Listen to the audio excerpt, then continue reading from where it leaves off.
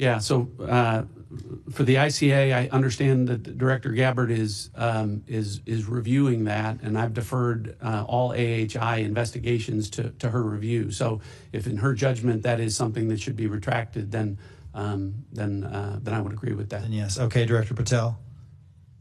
Yes. Thank you. General Hartman Yes. and General Adams. Yes, sir. Thank you. I appreciate that. Thank you all for your responses. I'm going to recognize the ranking member for 5 minutes. Thank you, Chairman. Director Gabbard, as was well covered yesterday in January, you were present at the execution of an FBI warrant at the Fulton County, Georgia election office at the direction of the president and to all appearances in connection with the president's false claims about the 2020 election.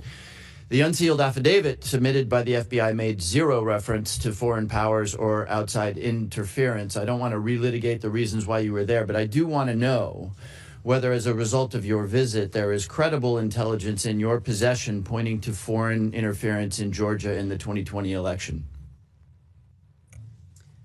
Thank you for the question, Ranking Member.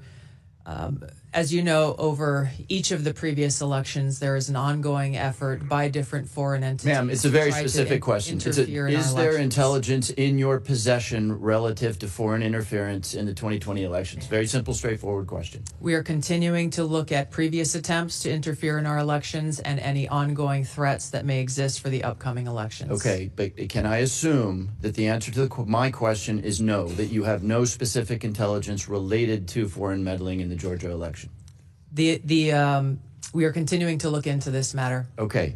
Director, the ODNI has confirmed on the record that your office took custody of voting machines from Puerto Rico last May. I'm not aware of any previous DNI taking similar actions.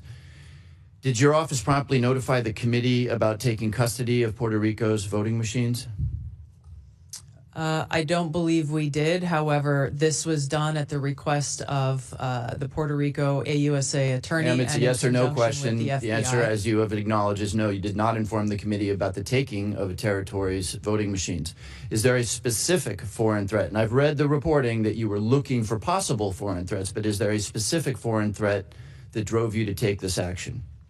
There were questions about whether or not there were vulnerabilities that a threat could have taken advantage of, and that was the purpose for their requesting us to look into those vulnerabilities. Where are those voting machines now? I believe they are held in a secure facility at ODNI. Have you or other ODNI officials taken any other state or territory's voting equipment into custody? Not to my knowledge. I want to turn in the subject of elections to a paradoxical thing. You will all be aware that the U.S. government is apparently going to grind to a halt. The president is going to sign no more bills. The Senate will spend 2 weeks apparently debating the SAVE Act. The SAVE Act, of course, would make illegal foreigners voting in U.S. elections, which is already illegal. So we are to do no more business because of apparently the existential threat to our democracy associated with foreigners voting in our elections. I am therefore puzzled by the fact that neither the unclassified nor the classified threat assessment makes any reference to risk or danger associated with foreigners voting in our elections. Director Patel, how many non-citizens have been convicted of voting in U.S. elections in the last 10 years? The conviction stats are with the Department of Justice. I defer to them on that. You are the director of the FBI. Give me a guess. How many convictions in the last 1 year, 5 year, or 10 years? Ballpark. I don't have that with me, sir. Again, it's with the department. You don't have that with, okay. Director Patel, how many active investigations does the FBI have into foreign individuals voting in U.S. elections? We have a number of investigations, generally speaking, ongoing about individuals across the country. Yeah, I'm asking for that number. I don't have that number with me, but I have a number of them. You have a number of investigations. Okay, is that number 10,000? Is it closer to 10,000 or closer to 10? It's probably somewhere in between. Okay. Will you please provide the committee with that number? Yes, sir. Okay. Director Patel, since you don't have the numbers, would it surprise you to know that the Heritage Foundation, which is not exactly the Columbia University Faculty Lounge, found only 77 instances of non-citizen voting in the 24 years between 1999 and 2023, each of which faced investigation by the appropriate authorities. So Heritage has a number of 77 examples in 24 years. Does that number surprise you? No, because it's low. I don't understand your answer. You asked me if I was. Are you surprised by that disputing? number. Are you I'm not. disputing that the number is in the range of 77 examples of non-U.S. citizens voting in U.S. elections in a 24-year period? I just said that number's low. You think that number is low? Okay. So why, if this is a meaningful issue, do we have no? And I guess I direct this to Director Gabbard. Why is there no mention of this thing that will grind the American government to a halt for a 2-week period in the worldwide threats analysis? This annual threat assessment was shaped around the national security strategy's prioritization of threats to our nation and our nation's interests. There are multiple platforms and venues where there have been and there will be reporting on threats to our foreign threats to our elections. Yield back. Gentleman yields. Vice Chairman Kelly. I'd first just like to say, Director Gabbard, you being in Georgia was a part of your duties as DNI to make sure that our elections remain safe, secure, and free from every type of influence. That was why you were there. Is that correct? Yes. Okay. I would argue, I want to talk about some of the points about the strikes on Iran, the current attacks, Epic Fury. And I would state that not only are there imminent threats from Iran, but there are actual threats. And I've been on the receiving end of those threats. I was in Iraq in 2005, where Iranian-based and manned and equipped units attacked American soldiers, including me, multiple times. I will also tell you I went back in 9 and 10, where EFPs developed by the Iranians struck my soldiers and our equipment. I would tell you the Houthis have continued to strike Saudi Arabia. I will tell you Hamas and Hezbollah has continued to strike throughout the Middle East. And although we're not in an armed services hearing, we had that yesterday. But I will tell you, because we took out their ballistic missiles and their ability to defend from the air, that Europe is no longer under threat from Iran, who showed they will strike everyone that they can by striking all of their Arab neighbors in Azerbaijan and Turkey and everywhere else. With that being said, Director Ratcliffe, I think the CIA has had a great year in providing intelligence, whether that's in Venezuela, the initial Midnight Hammer strikes, or also the current strikes in Iran. Can you tell us kind of some of the things the CIA has done over the past year that you're proud of? Congressman, good to see you again. Thank you for the question. Good to see all of you and be back in the House. I guess I'll start by saying I think you all know there was bipartisan concern when I took over the CIA that our human collection was in a downward spiral and had been for some period of time. And you all wanted a more aggressive CIA, one that was focused on core mission, one that was collecting the kind of intelligence and stealing secrets that would provide a decisive strategic advantage that can contribute to national security and foreign policy successes.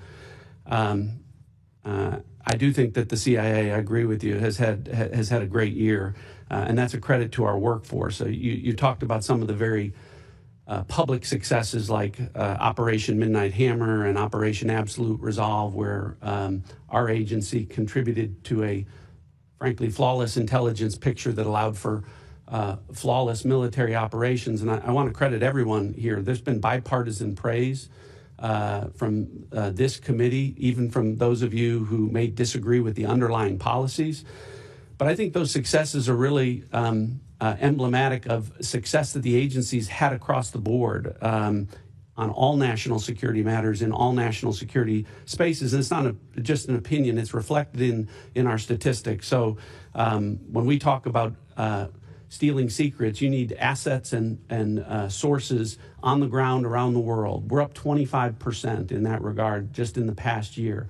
Our foreign intelligence reporting, meaning the intelligence that really matters to you as decision makers and the president as commander-in-chief, that's up across the board 25%. Other categories specific to targets and adversaries like China, it's up 100%. Areas like technology, it's up 100%. Issues like counter-narcotics, our operations are up by 70%. With regard to counterterrorism, those are classified numbers that we'll get into in the classified portion, but those are triple digits. We've accomplished more on the counterterrorism front in the past year than in the prior 4 years combined. Again, really a credit to the CIA workforce. Morale at the agency is high because people are doing the work that they signed up to do, and this administration is calling on them to do more. I would say they are If I can steal tired but back happy. the final 45 seconds, I have one question for Director Patel.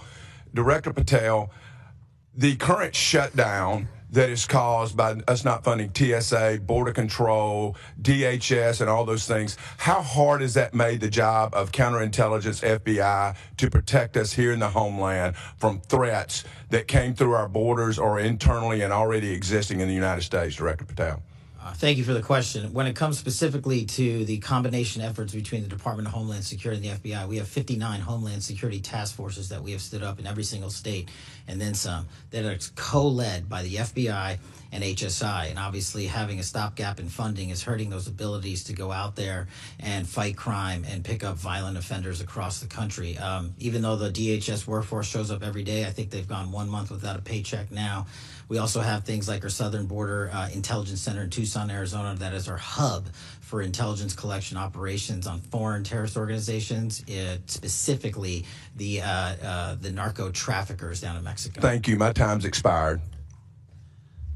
Mr. Carson's recognized. Thank you, Chairman. The Trump administration has justified this war with Iran as necessary to stop an imminent threat, but the administration has not provided this committee with any intelligence indicating Iran was preparing a nuclear weapon, planning a preemptive attack on the United States, or possess any immediate capability to strike the U.S. homeland.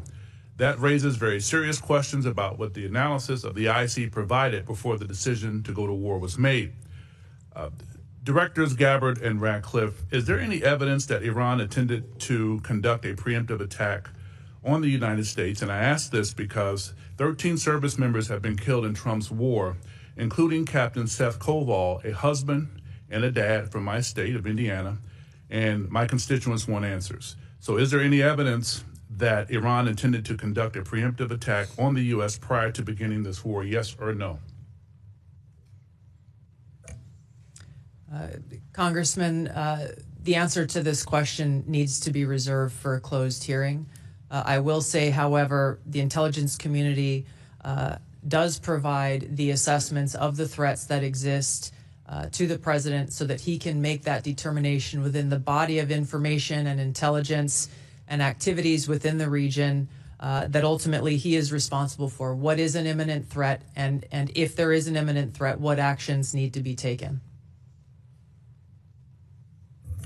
Congressman, as the DNI said, there's a body of intelligence that we'll be able to cover in the classified portion of this hearing that does reflect that in the likely event of a conflict between Iran and Israel, that the U.S. would be immediately attacked, regardless of whether the United States stayed out of that conflict.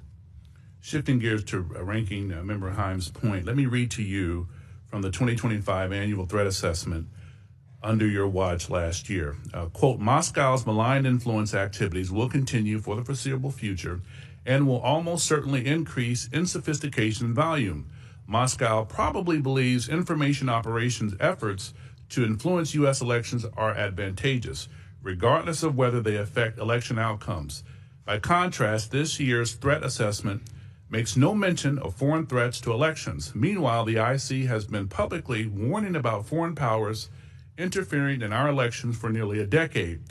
So the omission is very striking. And to that point, sitting here today, I'm not aware of any intelligence products in the past year dedicated to foreign plans and intentions toward current and future U.S. elections.